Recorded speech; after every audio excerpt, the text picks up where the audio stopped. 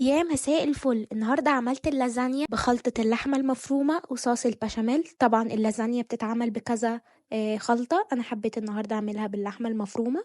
أول حاجة بنجهز البشاميل، 3 مكعبات كبار من الزبدة، وحطيت كده معلقة صغيرة من الزيت، معايا معلقتين كبار من الدقيق. بعد كده حطيت لتر من الحليب الكامل الدسم، مرقاية، رشة من الملح، رشة من الفلفل، معايا اللحمة معصجة، حطيت بس عليها معلقة كبيرة من معجون صلصة الطماطم. معايا الصينية بتاعتي البايركس، بحط طبقة من البشاميل وبعد كده طبقة من الحشوة بتاعتي اللحمة المفرومة، معايا مكرونة اللازانيا، بعد كده طبقة من الجبنة الموتزاريلا أو شيدر، طبقة بشاميل، وطبقة لحمة مفرومة، وطبقة جبنة برده، وبعد كده مكرونة اللازانيا، طبقة بشاميل، وطبقة لحمة مفرومة، طبقة لازانيا، واخر طبقة البشاميل. ده البشاميل اللي اتبقى معايا.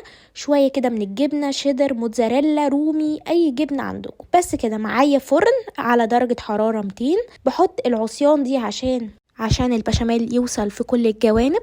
بس كده 46 دقيقة لحد ما اخدت الوش بتاعها. طبعا سبتها تبرد وبعد كده قطعتها. اعملوها وبألف هنا وشفا.